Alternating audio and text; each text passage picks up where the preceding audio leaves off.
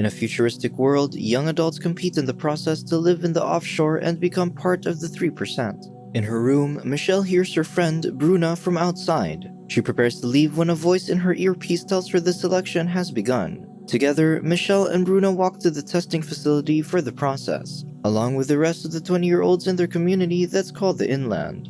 Meanwhile, the process leader, Ezekiel, practices his speech with Nair. While they walk, a woman announces she only lasted for 3 days, putting doubts in their minds. Bruna bids goodbye to her younger sister as they're nearing the Amazon, where they continue to walk towards the facility. Inside, the candidates are immediately given their uniforms. Afterward, they gather as Ezekiel explains that only 3% will head to the offshore, a perfect world where everybody has equal chances. The process ensures only the best will enjoy life on the offshore. He then talks about opposition groups that are fueled by resentment and populist ideas, aiming to destroy everything they've built. Finally, he welcomes them to the process, and they all express their gratitude for the chance to live a better life. Afterward, the candidates head to their interview. Some try to help Fernando, who's disabled, but he refuses as he wants to prove that he can manage independently.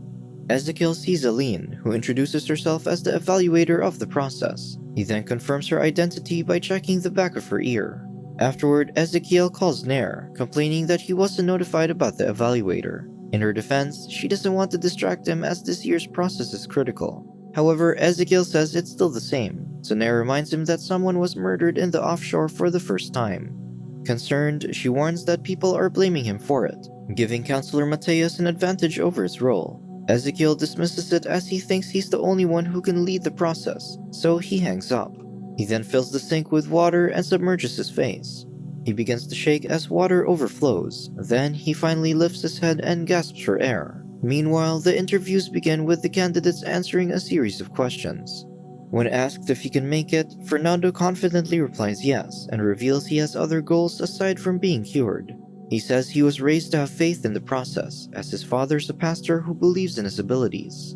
When asked 3 things about his father, he's unable to answer, so the interviewer thinks he wants to pass because his father said so. The interviewer then notices that he's repeating his answers, so she warns him. When asked once again why he wants to pass, Fernando admits that he doesn't want to live his life in poverty, which gets him approved. Meanwhile, Joanna is asked about her hygiene, which she vaguely answers. Because of this, the interviewer calls her the worst candidate. Provoked, Joanna tells him he's also the worst interviewer. Offended, he reminds Joanna that some beg not to be eliminated, but she doubts that the offshore is interested in beggars. This convinces the interviewer to pass her. Michelle is asked if she knows someone who passed through, so she reveals that her boyfriend, Luis, made it. The interviewer thinks she only wants to pass to be with him, thinking that he gave her the necklace she's wearing. The interviewer questions if Luis did pass since there are other reasons why candidates don't return. Michelle refuses to learn what happened to him, so the interviewer waits for her to remove the necklace if she thinks it's unimportant. Without hesitation, she pulls it off. Finally, the interviewer passes her, then reveals that Luis is dead. Marco, meanwhile, jokingly answers the question, making the interviewer laugh. He believes the offshore is where he'll be happy, safe, and fulfilled. He then becomes complacent, knowing his family succeeded in the process. For Bruna, she's asked how she feels about the ideas of the cause, so she replies that they're a bunch of losers who couldn't pass. On the other hand, Alex gets frustrated as he's eliminated by giving rehearsed answers. He screams and demands to be given another chance. During this, Ezekiel monitors the approved candidates. He then sees Kasia, who confirms that a candidate is a mole of the cause, as revealed by Georgie. Meanwhile, a woman on the inland goes into a hidden location where they discuss Georgie being captured. The woman questions his loyalty, but her companions believe Georgie will never betray them. Still, the woman reminds him that no one can withstand torture. In a room, Kasia speaks with Ezekiel on the phone, saying that Georgie refuses to reveal the mole's identity. Soon, those who passed move to the next round. Alex, who's devastated, suddenly falls in front of the candidates. The medical team then takes him up and advises everyone to remain calm while Ezekiel tells them to keep taking their tests. The candidates then walk to the registry scanner, where Joanna notices Raphael's fake registration. She reminds him that they only need 3 stitches for the implants, which is different from his, but Raphael dismisses her. When it's his turn to get scanned, his registration gets rejected, making him nervous. When scanned again, he gets approved, annoying Joanna. The next test requires them to assemble 9 blocks within 3 minutes to challenge their spatial logic and geometric reasoning. Any less will get them eliminated, and when the tables turn red, their time is up. Their time begins, so everyone starts assembling, and Michelle helps the struggling Fernando reach for the blocks. The candidates soon panic as the countdown's almost finished. With a few seconds left, Raphael grabs a cube from another candidate, getting him eliminated. Alarmed, Aline, who's watching from the monitors, tells Ezekiel that the candidate stole a cube, but Ezekiel isn't bothered. Michelle worries about having only 8 cubes, so before the inspector reaches her, Fernando arranges her cubes into a giant one, giving her 9. She passes along with him and Joanna. Satisfied, Ezekiel tells Aline that while the tests have goals, what's important is what's behind them. Afterward, the candidates have lunch. With rumors that Marco's family always passes the process, he's asked what's their secret, so he says it's congeniality. Michelle then thanks Fernando for helping her, but he shrugs it off. Raphael comes in, hearing he's being gossiped about as a cheater. He announces that he's not bothered since no one stood up against him during the test. He believes that everyone is trying to make it through and will do what he did eventually. He then provokes a guy and gets beaten up until Marco stops them. Joanna then approaches Raphael, believing that he took the beating to earn sympathy. She decides to ally with him, warning that she'll reveal his fake registration if he betrays her. Meanwhile, Aline interviews Ezekiel about his performance, to which he believes his productivity has increased.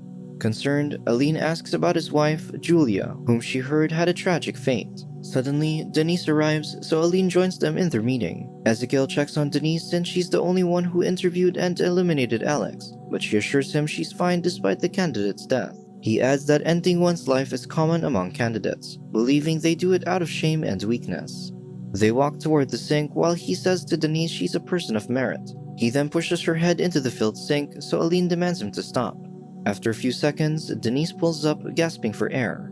He explains that he does it daily to remind himself that what he does concerns life and death. Denise understands, so she thanks him for the learning experience. Later, Kasia tells Ezekiel that they have a lead already. Because of this, Michelle and Bruna are taken away. Before they proceed, Kasia puts a black compound as a blindfold on them.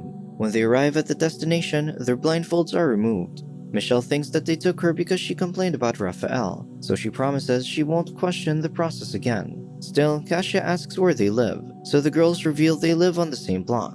Learning this, she tells them that someone else from that block works for the cause, so she suspects that one of them is the mole. She gives them 3 minutes to confess, if not, she'll end their lives. This surprises them, so they both deny being part of the cause.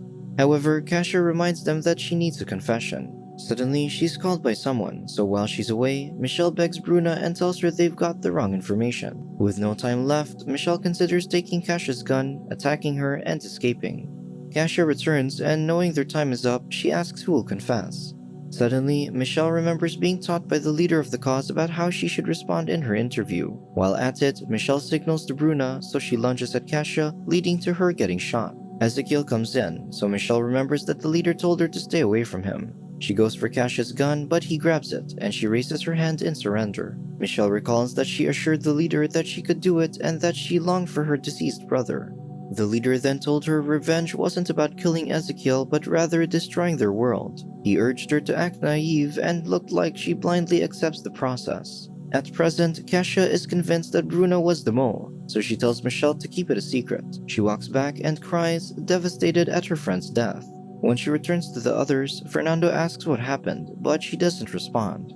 At that moment, Fernando recalls when he was practicing his interview for the process. Afterward, he celebrated his made-up victory, but his wheelchair hit a rough patch, causing him to fall and break his chair. Despite this, he looked at his drawing of the offshore with determination.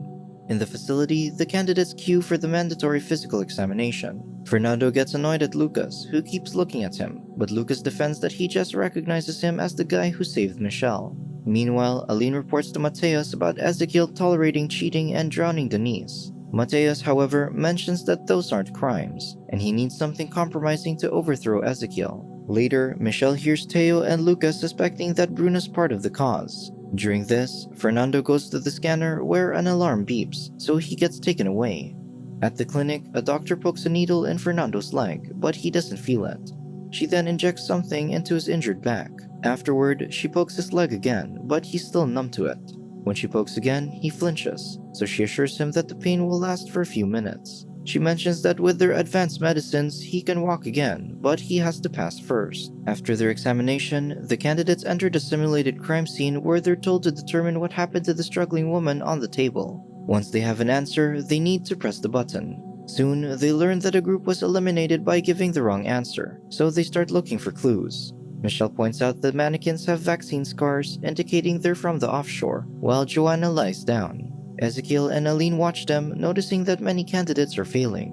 Ezekiel believes that this means they lack induction capabilities. As they continue, Teo shatters a glass, which annoys the others. Rafael provokes him while Fernando stops Agata from tasting the food on the table. He then shares that he knows what happened. He believes that the hostess poisoned the woman. He mentions that the woman is married to one of the men, but she's reaching out to the other man who's her lover. Thinking they were cheating, the hostess poisoned her for revenge. Since only the victim has sauce on her plate, they assume that the hostess put the poison there. Michelle sees a chemical formula on the table, assuming that it's the formula of the poison. Marco goes to press the button, but Rafael stops him, thinking that the answer's wrong since the process wouldn't show them adultery and murder happening in the offshore. Instead, he thinks that the woman is allergic to silver since she's only wearing wood and glass accessories. Rafael deduces that the woman didn't notice that the utensils are made of silver, so when she ate, she got an allergic reaction.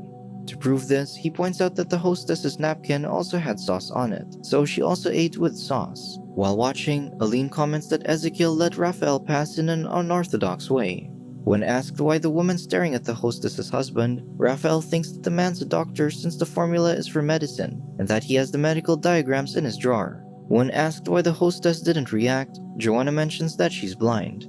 Marco then sees a braille book in the drawer, proving she's right. Joanna figured this out because the hostess's desk has no lamp while her husband's desk does. Confident, Rafael pushes the button and gives the answer. When asked if they have a different theory, Fernando tells them it's a unanimous decision. They then announce that the group's correct, however not everyone will pass. Teo is eliminated as he didn't contribute. Afterward, Ezekiel instructs Aline to monitor the next test since they're behind schedule. While they rest, Agatha struggles to open a water bottle, so Lucas helps her. Meanwhile, Rafael brags to Fernando about solving the test, annoying him. Seeing Joanna staring at him, Lucas approaches her and they go to the bathroom to get intimate. Michelle, on the other hand, finds Fernando, but he wants to be alone. She mentions it's better to talk to someone, so Fernando reveals he might walk again, surprising Michelle. The doctor tested a treatment from the offshore on him, enabling him to feel his legs. This makes Michelle happy, but Fernando is frustrated as he already accepted being disabled and didn't enter the process to be cured. Meanwhile, Aline leaves the office and discreetly enters the room. At the same time, Ezekiel leaves the facility and disguises himself as a beggar. After their break, the candidates are taken to the next test, where they receive a bag of coins. They have 15 minutes to decide who gets eliminated among the 7 of them, as there are only 6 coins. They will all be eliminated if they can't decide after the time's finished. Rafael already gets 3 coins, so they all protest. He returns the 2, leaving 1 for him. Annoyed, Marco holds him down until Rafael drops the coin. Marco then returns the coin to the bag and tells Joanna to return the one she took as well. During this, Aline spies on Ezekiel and discovers that he's disguised as a beggar in the inland. In the room, Michelle suggests eliminating Rafael, but he reminds her that he solved the puzzle and implies that they won't pass the next test without him. Fernando then chooses Joanna since she doesn't seem to care. Seeing Joanna tap her ears, Rafael is reminded of their alliance, so he defends her. He then votes for Fernando since he's disabled, but Michelle defends that there are disabled people in the offshore. Rafael asserts that he'll be eliminated if a physical test is conducted. Fernando suddenly recalls when his father preached how the offshore was a place of salvation, so they must have faith in the founding couple, the process, and in oneself. While the people imagined themselves living there, a wounded Fernando was brought to him. Later, he fixed Fernando's wheelchair. Fernando complained about his life, so his father reminded him to have faith in the process, and his wheelchair was his secret weapon. At present, Fernando appeals to their emotion and reveals that he could be cured if he makes it through. Michelle agrees, saying it's not fair to judge. Because of this, they use Agata's scarf and whoever gets the shortest strip will be eliminated.